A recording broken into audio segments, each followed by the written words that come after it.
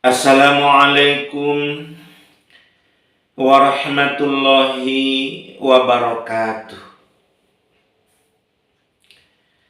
Alhamdulillahi rabbil alamin. Wabihi nasta'inu ala umuri dunya waddin. Walhamdulillahilladzi an'ama alaina bi ni'matil imani wal islam. Walhamdulillahilladzi hadana li hadza wa ma kunna linahtadiya laula an hadana Allah. Wa innal hamdalillah nahmaduhu wa nasta'inuhu wa nastaghfiruh wa natubu ilaihi wa nastahdihi wa na'udzu billahi min syururi anfusina wa min sayyiati a'malina. May yahdihillahu fala mudhillalah wa may yudlil fala hadiyalah. Walhamdulillahilladzi hamdan katsiran kama amara. Walhamdulillahilladzi arsala rasulahu bil huda wa dinil haqq liyuzhirahu 'ala dini kullihi wa kafa billahi syahida. Walhamdulillahilladzi arsala rasulahu bil huda wa dinil haqq liyuzhirahu 'ala dini kullihi walau karihal musyrikun. Asyhadu an la ilaha illallah wahdahu la syarikalah wa asyhadu anna Muhammadan abduhu wa rasuluhu la nabiyya ba'da. Wassalatu wassalamu ala asyrafil anbiya'i wal mursalin Muhammadin wa ala alihi wa ashabihi ajmain, amma ba'du. Para pendengar dimanapun Anda berada, pada kesempatan ini Buya akan berbicara berkenaan dengan ibadah haji. Ibadah haji merupakan rukun bagi umat Islam. Artinya bagi seseorang yang sudah baligh, kemudian man istata'a ilaihi sabila, mampu untuk melaksanakan perjalanannya ke tanah suci, maka hukumnya adalah fardu. Yang tidak melaksanakan ibadah haji, maka dosa besar. Kalau memang dia sudah mampu, baligh dan mukallaf. Dengan kata lain, tidak ada tawar-menawar bahwa seluruh umat Islam yang sudah memenuhi syarat untuk berangkat ke tanah suci, maka hukumnya rukun. Artinya kalau tidak melaksanakan ibadah haji, maka termasuk dosa besar. Tentu saja hal ini merupakan sesuatu yang harus menjadi pengetahuan bagi seluruh umat Islam dan tentu saja pengamalannya. Nah, pada kesempatan ini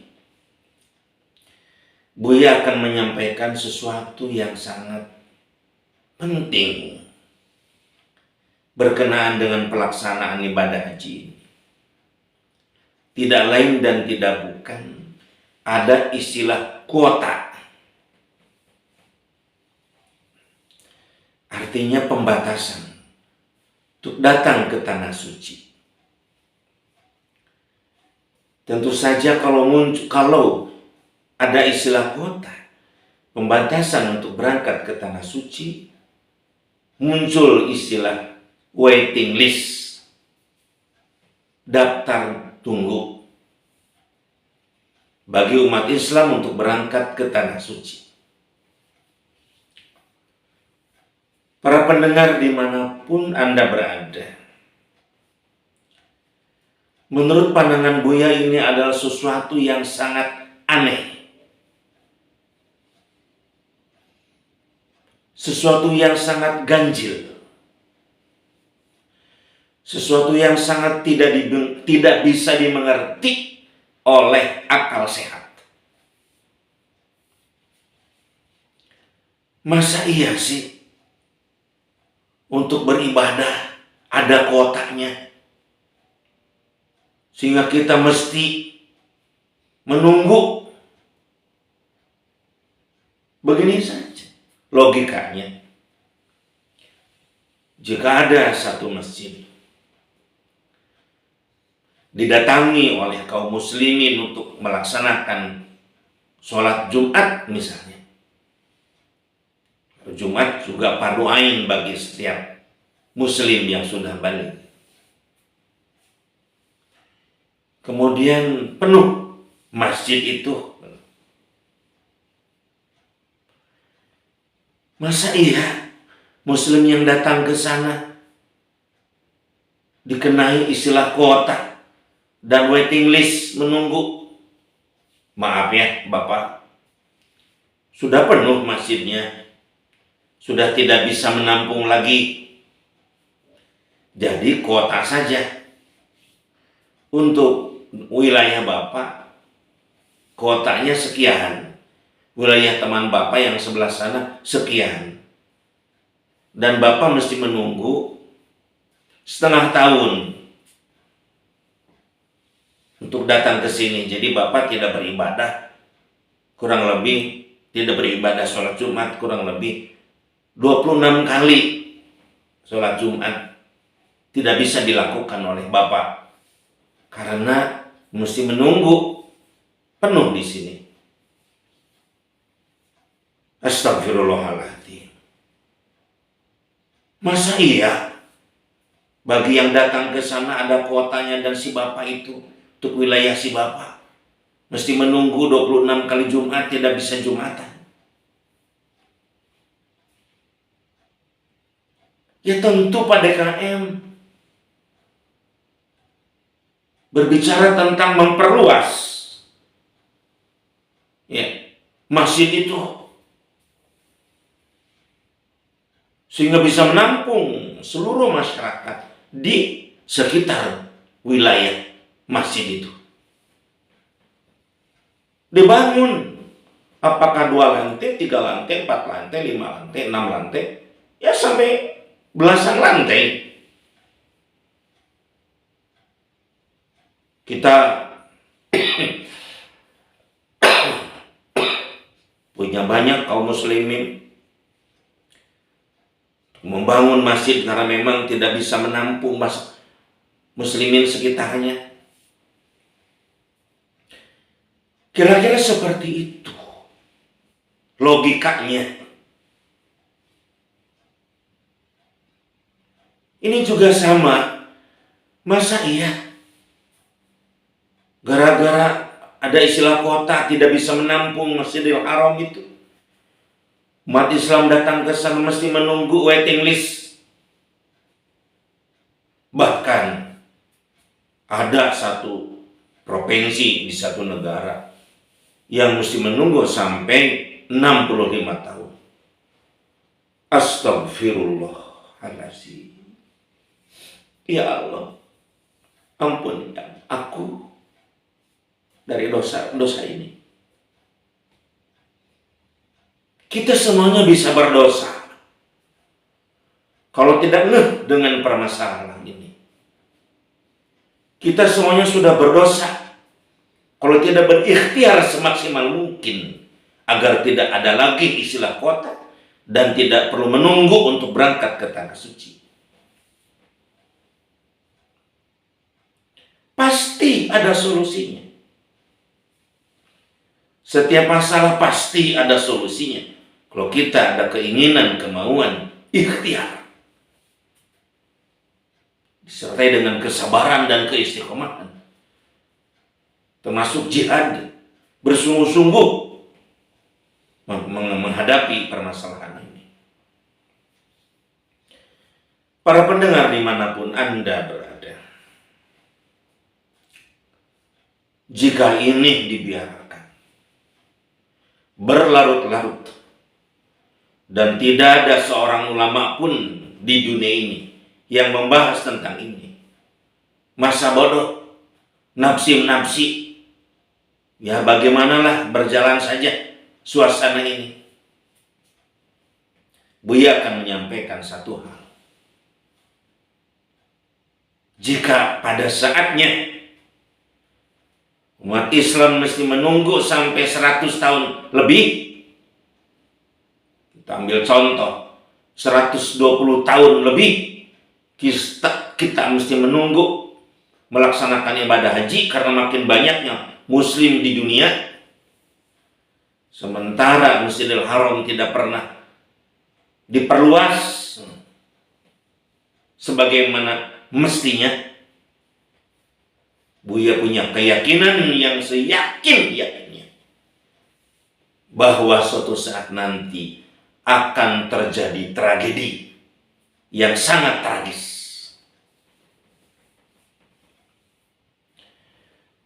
Tragedi yang sangat tragis apa Buya yang Buya maksud? Orang kan tahu persis usia manusia jarang sampai 120 tahun. Sementara dia harus menunggu berangkat ke tanah suci, menunggu 120 tahun. Orang-orang kan berpikir, masa iya ya Allah saya lahir ke muka bumi, saya seorang muslim harus taat kepada aturan Engkau, perintah Engkau, dan menjauhi larangannya, sedangkan haji ini kewajiban fardu bagi kami. Usia kami tidak sampai 120, ya 70, 80 juga sudah jarang. Kami harus menunggu 120 tahun. Akhirnya mereka akan memaksa pemerintah Saudi, atau istilahnya itu memaksa negara-negara yang menjadi panitia pelaksanaan ibadah haji umroh, sebagaimana Buya sampaikan pada ceramah sebelumnya. Karena panitia pelaksana haji umroh ini bukan semestinya dipegang oleh satu negara. Bukan, ini kesalahan fatal. Buya sampaikan di ceramah-ceramah sebelumnya, silakan dicari. Judul bahwa Saudi jangan rakus. Itu pelaksanaan ibadah haji itu adalah hak semua. Orang akan berbondong-bondong dan memaksa masuk tanah suci. Apa yang terjadi? Tragedi berdarah yang sangat tragis. Memaksa datang ke sana. Nggak ada izin-izin macam-macam, pisah dan sebagainya. Yang penting kami ingin melaksanakan ibadah haji. Karena menunggu 120 tahun tidak mungkin, karena usia kami tentu di bawah 120 tahun itu. Yang terjadi adalah yang kuat, yang bisa ke sana. Yang lemah dengan sendirinya terbunuh. Pasti terjadi itu. Pasti. Tidak ada kemungkinan lain. Nah, sebelum terjadi kejadian itu, tentu mesti ada solusi. Tidak bisa kita menyerah kepada alam. Kita khalifah kok. A'udzubillahi minasyaitonirrajim. Bismillahirrahmanirrahim. Wa idh qala rabbuka lil malaikati inni ja'ilun fil ardi khalifah. Sadaqallahul adzim. Dan ingatlah tatkala Tuhanmu Allah Subhanahu wa taala berkata kepada para malaikat, inni ja'ilun fil ardi, sesungguhnya aku akan menjadikan di muka bumi ini khalifah, seorang khalifah yang menjadi pemimpin makhluk. manusia ini. Di mana makhluk-makhluk yang lain harus betul-betul mengikuti istilahnya itu kemauan khalifah ini manusia sebagai bentuk pengabdian dan penyembahan kepada Allah Subhanahu wa Ta'ala. Bagaimana saat itu baginda Ibrahim dibakar oleh Raja Namrud. Api yang panas itu berubah menjadi dingin atas perintah Allah untuk menyelamatkan Ibrahim. Bagaimana Nabi Musa alaihissalam membelah Laut Merah dengan tongkatnya atas perintah Allah untuk menyelamatkan Nabi Musa dan kaumnya. Ini bukti yang nyata. Alam ini mesti menurut kepada kemauan manusia sebagai bentuk pengabdian kepada Allah Subhanahu wa Ta'ala. Masa iya sih nggak bisa diperluas? Begini dan sebagainya. Kebodohan yang luar biasa. Kelucuan. Kemalasan yang sangat kental ada dalam masalah ini. Baik, Buya akan sampaikan solusinya. Padang Arafah itu luasnya 12 juta kilometer persegi. 12 juta kilometer persegi. Ya. Sedangkan Masjidil Haram 1,5 juta meter persegi. Maaf, bukan kilometer, meter persegi. Artinya luas Padang Arafah 8 kali lipat luas Masjidil Haram. Itu apa artinya?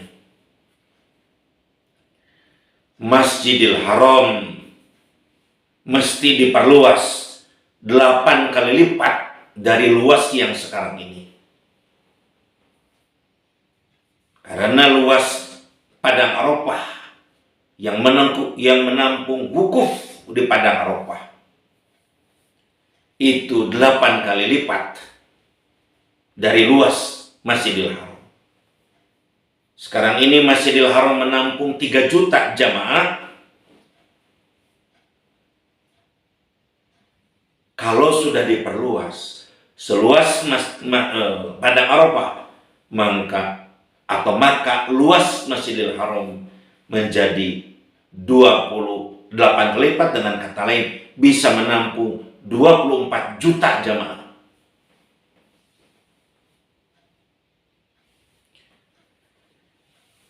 (24 juta jamaah tiap tahun menurut pandangan Buya itu sudah melebihi umat Islam yang berangkat ke Tanah Suci, yang sudah mampu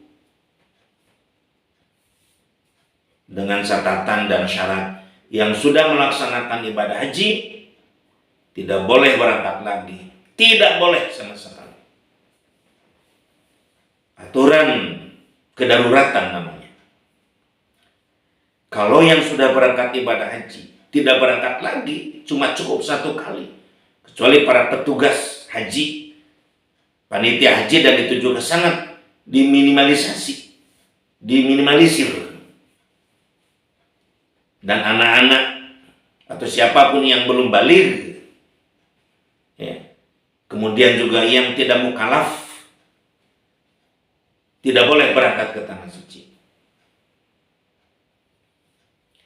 Menurut pandangan Buya, kalau itu aturan ditegakkan, kemudian juga Masjidil Haram diperluas 8 kali lipat dari luas sekarang, insya Allah bisa menampung umat Islam yang berangkat ke Tanah Suci. Tidak usah menunggu, tidak ada waiting list. Tidak ada kota-kota. Seandainya masih belum bisa menampung dengan aturan yang sudah berangkat ke tanah suci, tidak boleh lagi berangkat. Yang tidak mukallaf juga tidak boleh. Yang belum balik juga tidak boleh. Maka pada Arafah mesti diperluas. Misalkan 2 kali lipatnya. Maka daya tampung Masjidil Haram menjadi 16 kali lipat luas daripada Padang Arafah. Atau 16 kali lipat dari sekarang, maksud Buya. Maka Masjidil Haram bisa menampung 48 juta tiap musim haji. Kok susah amat sih? Masalah ada kemauan di sini. Kalau ada kemauan di sana ada jalan. Baik, kita lanjut solusi dari Buya ini. Para pemimpin negara muslim diperkuat juga dengan para tokoh, para ulama dunia yang ada dalam satu gembungan organisasi Islam dunia. Mesti sowan, bersilaturahmi ke pemerintahan Saudi Arabia.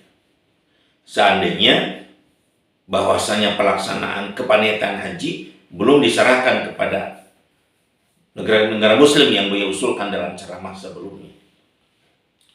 Para pendengar dimanapun Anda berada,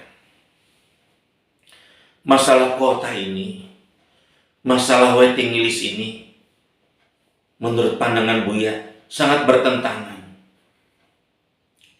dengan Al-Quran. Surat Al-Baqarah ayat 195.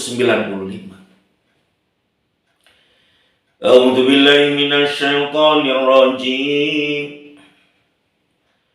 Bismillahirrahmanirrahim. Wala tulqu bi aydikum ila tahlukah wa ahsinu innallaha yuhibbul muhsinin. Shadaqallahul adzim. Wala tulqu bi aydikum ila tahlukah. Janganlah kalian menjerumuskan diri kalian kepada jurang kehancuran, jurang keruksakan, jurang kemafsadatan. Wa ahsinu, berbuat baiklah kalian. Innallaha yuhibbul muhsinin. Sesungguhnya Allah sangat menyenangi orang-orang yang berbuat kebaikan. Maha benar Allah yang maha agung dengan segala firman-Nya. Membiarkan kuota berlangsung, tidak ada ikhtiar sama sekali. Membiarkan waiting list sampai puluhan atau ratusan tahun ke depan, tidak ada kita ikhtiar sama sekali. Itu termasuk tulku bi aidikum ila tahluka. Wah, kita ini sudah menjerumuskan diri kalian, diri kita nih, kepada jurang kehancuran, jurang tragedi berdarah yang sangat tragis yang tadi sebutkan di awal. Kalau dibiarkan tanpa ada ikhtiar dari berbagai pihak yang berkepentingan. Makanya Allah dalam lanjutan di ayat itu, wasinu, berikhtiar dong, berusahalah dong, berkaryalah dong, berpikir, wasinu kalian itu, berbuat baik merubah keadaan ini. Berikhtiar. Innallaha yuhibbul muhsinin. Sesungguhnya Allah sangat menyenangi orang-orang yang berbuat kebaikan. Mudah-mudahan ceramah Buya ini bagian daripada ihsan Buya, muhsinnya Buya. Amin. Dan termasuk pada pendengar dimanapun Anda berada, menyampaikan solusi ini kepada yang berkepentingan, baik kedutaan Saudi Arabia yang ada di negara masing-masing. Sampaikan ini. Dan menurut pandangan Buya, adanya kuota dan waiting list ini adalah suatu kemungkaran yang tidak boleh kita biarkan. Kemungkaran ini menghalangi orang beribadah. Orang mesti menunggu puluhan bahkan ratusan tahun. Kemungkaran ini, kalau bukan kemungkaran apa namanya? Kemungkaran ini. Baginda Rasul bersabda, "Man ra'a minkum munkaran falyughayyirhu biyadihi. Fa illam yastati fa bilisani, fa illam yastati fa biqalbihi, wa huwa adhaful iman." Jika di antara kalian melihat kemunkaran di hadapan matanya, rubahlah dengan tangannya. Kalau tidak mampu, rubahlah dengan ucapannya. Kalau tidak mampu, rubahlah dengan hatinya. Tetapi itu selemah-lemahnya iman. Buya selaku ulama di sini yang lebih cocok dengan lisan Buya. Karena Buya bukan kepala negara yang tidak punya perangkat. Buya dengan ucapan. Ini kemungkaran ini. Kemungkaran. Masa orang mau ibadah dihalangi jalan? Sudah tutup, penuh kuotanya. Nunggu sekian puluh tahun. Yang Buya tadi contohkan dalam kasus satu masjid yang sudah tidak bisa menampung jamaah untuk Jumat. Masa ditunggu nunggu sampai 26 kali Jumatan misalnya, setengah tahun.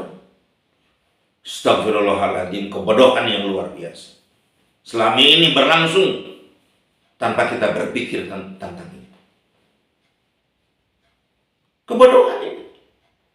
Karena kita membiarkan kemungkaran. Ya. Baik. Menyangkut ini juga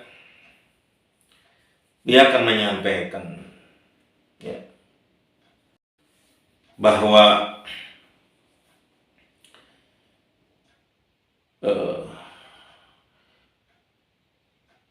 kata-kata Buya ini begitu sangat pas kalau kita perhatikan Al-Quran surat Al-A'raf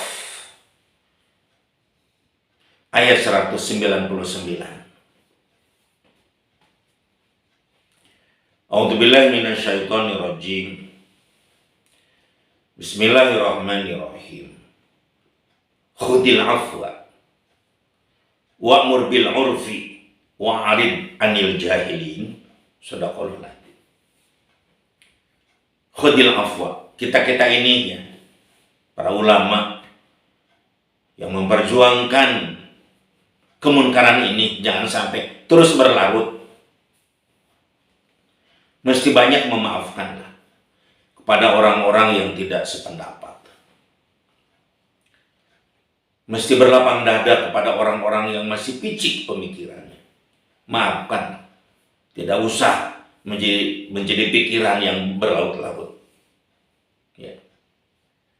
Tetapi tetap kita ini yang memperjuangkan supaya kemungkaran ini tidak terus berlangsung. Dilanjutkan oleh Allah. Wa'mur bil urfi. Tetapi tetap mesti tegak. Mesti tegak berdiri. Terus amar ma'ruf. Memerintahkan kema'rufan. Kema'rufan memperluas Masjidil Haram ini seluas Padang Arafah. Harus terus didengungkan. Harus terus disebarluaskan.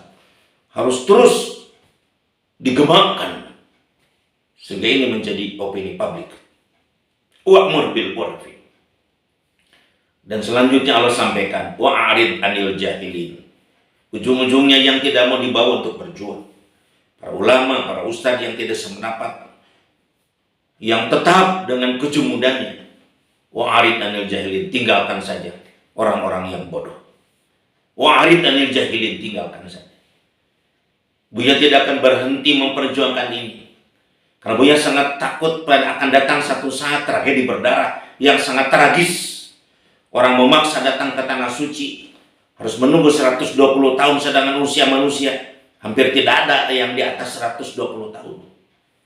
Memaksa ingin ibadah haji karena masa iya kita pulang kepada Allah tidak melaksanakan ibadah haji. Masa kita akan berdiam diri dengan kebodohan ini? Kembali kepada yang tadi. Dan sebelumnya Buya akan memperkuat doa baginda Rasul berkenaan dengan perjuangan Buya ini.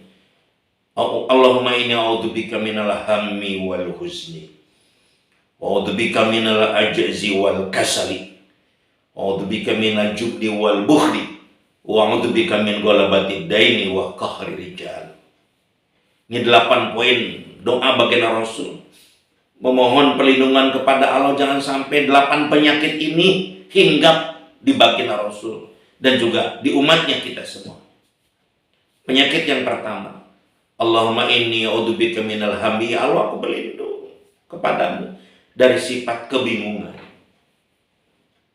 Selama ini kan kita bingung, aduh gimana ya, saya ini sudah ada uang, saya sehat, saya harus nunggu sampai 50 tahun, usia saya sekarang sudah 30 tahun, berarti berangkat ke tanah suci 80 tahun, Pak. Masih ada enggak ya saya? Bingung. Kebingungan menyelimuti umat Islam selama ini berbicara tentang ibadah haji. Allahumma inni a'udzubika minal hammi. Ya Allah, aku berlindung kepadamu dari kebingungan yang terus berlangsung. Wal huzni, dan kesedihan yang berlarut-larut. Seorang ibu, seorang bapak, dan banyak mungkin jutaan orang yang menangis. Ya Allah, aku ini ingin berangkat ke tanah suci. Uang sudah ada, saya sehat, di perjalanan aman. Tetapi kenapa saya tidak bisa melaksanakan gara-gara ada kuota dan daftar tunggu? Kesedihan yang berlarut-larut. Penyakit yang kedua selama ini kita lihat, a'udzubillah, Allahumma inna a'udzubika minal hammi wal huzni, a'udzubika minal ajzi. Penyakit yang ketiga adalah kelemahan. Baginda Rasul memohon perlindungan kepada Allah jangan sampai dihinggapi sifat lemah. Umat Islam sekarang ini lemah, tidak banyak berpikir, masa bodoh, apa adanya, tidak peduli dan futur. Astagfirullahaladzim. Adanya pendapat Buya seperti ini tolonglah didukung, disebarluaskan supaya menjadi opini publik dan kita tidak boleh lemah dalam berjuang ini. Wal kasali, dan sifat malas. Yang menjadi penyakit umat Islam itu kemalasan. Jangan malas kita berjuang. Berjuanglah bagaimana profesi kita selama ini. Buya selaku seorang ulama menyampaikan, menggemakan pendapat Buya ini. Bukan atas dasar kebencian, bukan atas dasar pemaksaan, tetapi memang sudah menjadi kebutuhan pembahasan ini untuk menjadikan maslahat di masa yang akan datang. Kemudian yang kelimanya penyakit jubun, pengecut, tidak ada keberanian, lawan daripada syaja'ah, keberanian. Takut ini, takut itu. Untuk merubah keadaan ini, gak usah banyak takut. Walam yakhsha illallah. Kita bagi para ahli masjid tidak takut oleh siapapun. Illallah, kecuali takut oleh Allah. Dalam pengertian takut. Takut kita ini menjadi seorang hamba yang membangkang kepadanya. Takut kita ini kalau pulang kepada Allah tidak membawa bekal yang banyak, bekal kebaikan. Takut kita kepada Allah kalau kita nanti dimasukkan oleh Allah Subhanahu wa Ta'ala ke neraka jahanam karena dosa-dosa kita. Itu yang maksud. Kemudian wal bukhl, dari sifat bakhil, karena menyangkut tentang solusi memperluas Masjidil Haram ini tidak akan lepas dari yang namanya keuangan, pendanaan, pembiayaan. Itu menyangkut tentang zakat, infak, sedekah, dan wakaf. Bagi orang-orang yang bakhil akan menghindar daripada zakat, infak, sedekah, dan wakaf. Maka karena bakhil itu adalah sifat kelemahan, kita harus menjadi orang yang betul-betul ahli zakat, muzaki yang luar biasa, ahli sedekah, ahli infak, ahli wakaf. Penyakit yang ketujuh adalah ghalabatidain, orang-orang yang banyak utang, terlilit utang. dan wakoh rijal, orang-orang yang tertekan oleh orang lain. Penyakit yang 8 penyakit ini betul-betul memperingatkan kepada kita berkenaan dengan perjuangan kita untuk bisa memperluas Masjidil Haram. Para pendengar dimanapun Anda berada, solusi yang pertama, atau lanjutan solusi yang Buya sampaikan, para tokoh masyarakat, kepala negara muslim, sowan bersilaturahmi kepada pemerintahan Saudi Arabia. Man ahabba aybasatalahu fi rizkihi wa ayunsalahu fi asarihi falyasil rahimah. Barang siapa yang ingin barokah rizkinya dan panjang umurnya, maka sambungkan tali silaturahmi. Kita sowan datang ke pemerintahan Saudi, menyampaikan maksud dan tujuan. Apa maksud dan tujuannya? Tidak lain dan tidak bukan memperluas Masjidil Haram seluas Padang Arafah. Wa man ahsanu qawlan mimman da'a ila Allah wa amila sholihan wa qala innani minal muslimin. Itu dalilnya. Kita menyampaikan maksud tujuan kepada pemerintah Saudi. Siapa yang lebih baik ucapannya selain mengajak kepada jalan Allah, dan ini jalan Allah memperluas Masjidil Haram itu. Wa amila sholihan, berbuat amal soleh lah. Termaksud diantaranya ya kita melangkah, kita datang, kita terus bermusyawarah. Wa qala innani minal muslimin, kan katakan aku ini seorang muslim. Sama-sama muslim dengan Anda, dengan kerajaan Saudi yang berhak juga mengelola, memikirkan tentang pelaksanaan ibadah haji ini. Tentu hal ini akan terus berlangsung, apakah 1 tahun, apakah 2 tahun, 3 tahun, 10 tahun, tergantung intennya. Para ulama dunia, para pemimpin organisasi dunia menyampaikan terus, rutin, tidak pernah lelah menyampaikan maksud dan tujuan ini kepada pemerintahan Saudi. Wa amruhum syura bainahum, dan urusan di antara mereka dimusyawarahkan di antara mereka. Kita terus bermusyawarah sampai akhirnya kita ada kesepakatan dengan pemerintahan Saudi Arabia. Bismillah la haula wala quwata illa billahil aliyil azim, untuk memperluas wilayah Masjidil Haram seluas Padang Arafah. Allahu Akbar. Allahu Akbar. Ya tentu saja dalam hal ini karena memang Saudi Arabia yang memiliki sebagai kerajaan, maka tentu saja meskipun seorang raja, tentu ada baiknya lah kita menyampaikan tentang ud'u ila sabil rabbika bil hikmah wal mau'izatil hasanati wajadilhum billati ahsan. Adanya komunikasi yang baik dengan para pemilik hotel. Bagaimana dalam hal ini para pemilik hotel juga istilahnya itu dikasih tahu begitu krusialnya masalah kuota dan waiting list ini, sehingga kita mesti memperluas wilayah ini seluas Padang Arafah. Dan para pemilik hotel tentu mesti tahu, seandainya suatu saat nanti datang tragedi berdarah yang sangat tragis, orang memaksa datang ke sini, maka hotel-hotel Anda semua, toko-toko Anda semuanya akan dijarah. Dalam pengertian memang banyak orang datang ke sana. Penjarahan dalam pengertian ya memang yang namanya orang memaksa diri untuk ke sana. Kemudian juga akan bercampur orang yang baik dengan orang yang buruk yang memanfaatkan kesempatan dalam kesempitan. Maka pasti hotel-hotel saudara tidak akan bisa beroperasi. Ditempati banyak orang, kapasitas hotel Anda misalkan menampung 2.000 orang, kemudian datang ke Anda 5.000 orang, memaksa, pasti Anda jangankan rugi, bahkan akan buntung. Jangankan untung maksudnya, bahkan akan buntung, rugi, bisa hotelnya rusak dan sebagainya.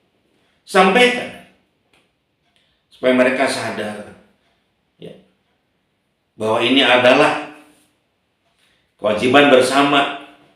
Sampaikan juga kepada mereka, wajahidu bi amwalikum wa anfusikum fi sabilillah dzalikum khairul lakum in kuntum ta'lamun. Surat At-Taubah ayat 141. Bagaimana Anda juga seorang pemilik hotel mesti berjihad dalam hal ini dengan harta, jiwa, maka jangan merasa rugi dengan pembongkaran itu.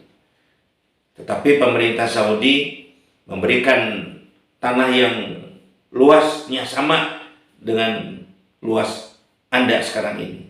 Cuma dihitung radiusnya. Kira-kira sebelah mana? Memang itu pembatasan radius. Ya, itu harus betul-betul diukur dengan baik. Pembatasan radius yang sekira-kira nanti Masjidil Haram luasnya sama ya dengan Padang Arafah, dihitung.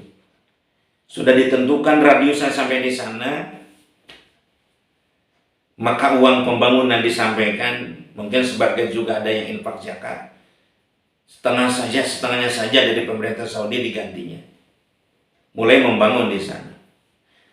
Sedangkan pembongkaran daripada hotel-hotel yang ada mulai dari belakang. Jadi sinergi bersama-sama pembangunan hotel yang baru dengan pembongkaran daripada hotel-hotel yang dari belakang.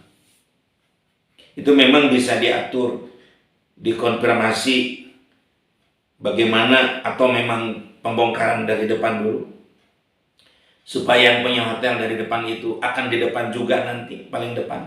Bisa itu juga dilakukan. Itu masalah teknis yang lebih tahu ada insinyur, arsitek, dan sipil menyebut tentang pengaturan itu. Allahu Akbar. Luar biasa. Ya. Dan dalam hal ini juga tentu pihak kita kaum muslimin yang memperjuangkan ini juga mesti mempersiapkan ahli hukum di bidangnya. Kalau ada daripada pemilik hotel misalnya menyangkut tentang pengadilan, pengaduan dan sebagainya, itu kita hadapi dan layani. Memang hak mereka untuk istilahnya itu memperjuangkan haknya. Tetapi kalau kita dari hati ke hati disampaikan dengan baik berkenaan dengan tujuan daripada perluasan ini, untuk ada kemaslahatan, terus itu berlangsung. Para pendengar dimanapun Anda berada, ini merupakan pendapat Buya yang menjadi solusi. Di mana ada jalan, di sana ada kemauan. Di sana ada kemauan, maksud Buya di sana akan ada jalan. Dan tentu saja pemerintahan Saudi bisa meminta bantuan kepada para tokoh dunia muslim, para kepala negara muslim untuk istilahnya membantu juga pembangunan dan pembongkaran ini. Karena memerlukan dana yang sangat banyak. Maka para agniya di level dunia, para pengusaha muslim tingkat dunia, mesti istilahnya itu wa ma anfaqtum min syai'in fahuwa yuhibbu. Apapun yang diimpakkan di jalan Allah oleh kalian, fahuwa yuhibbu, maka Allah akan menggantinya. Tidak usah ragu, tidak usah bimbang dengan keagniaan Allah Subhanahu wa taala, dan akan mengganti apa yang kita infakkan. Dan karena sifat orang yang bertakwa adalah menyangkut tentang berinfaknya dari yang Allah berikan kepadanya. A'udzubillahi minasyaitonirrajim. Bismillahirrahmanirrahim. Alif lam mim dzalikal kitabu la raiba fihi hudal lil muttaqin alladzina yu'minuna bil ghaibi wa yuqimuna sholata wa mimma razaqnahum yunfiqun. Dan dari rezeki yang Allah berikan kepada mereka, yunfiqun, mereka menginfakkan. Dihimbau seluruh pengusaha dunia Islam, para agniya muslim tingkat dunia untuk membantu pembiayaan pembongkaran hotel-hotel dan pembangunan hotel-hotel di radius yang memang seluas daripada Padang Arafah.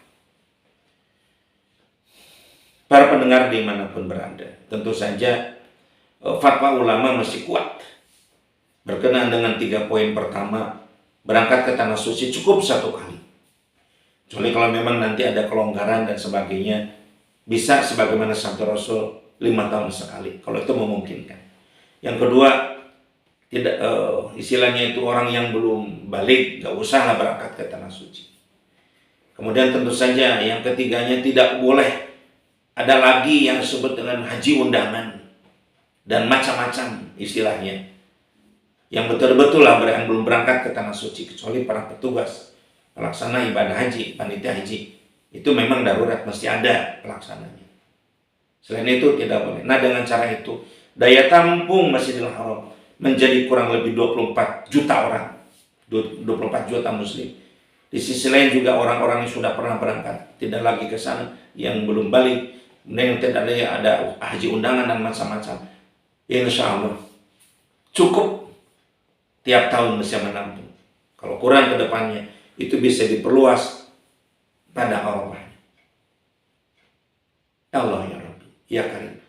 Kedepannya lagi, kalau memang tanahnya agak sulit untuk diperluas, itu yang namanya tingkat terus ke atas dengan teknologi yang tinggi.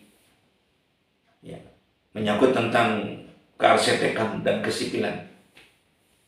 Daya tampungnya kalau terus ditingkatkan ke atas, itu akan menambah banyak lagi daya tampung umat Islam. Demikian yang Buya sampaikan. Mudah-mudahan ada guna dan manfaatnya. Kalau ada orang terus bertanya, bagaimana Buya, kan orang tuh makin banyak, terus bertingkat. Sementara tanah di sana sudah tidak mungkin diperluas. Buya kan sudah membahas berkenaan dengan kita. Mesti kita sudah mulai berpikir untuk berangkat ke luar angkasa. Planet-planet di sana itu harus sudah bisa istilahnya ditinggal. Dan menyangkut tentang Ka'bah ini, itu bisa diperluas dalam pengertian radius kiblatnya, meskipun kita berada di planet lain. Demikian Buya sampaikan. Mohon maaf kalau ada kata-kata yang tidak berkenan. Yang benarnya dari Al-Quran dan Al-Hadis, yang salahnya dari hawa nafsu Buya sendiri. Wabillahi taufiq wal hidayah wa ridha wal inayah. Assalamualaikum warahmatullahi wabarakatuh.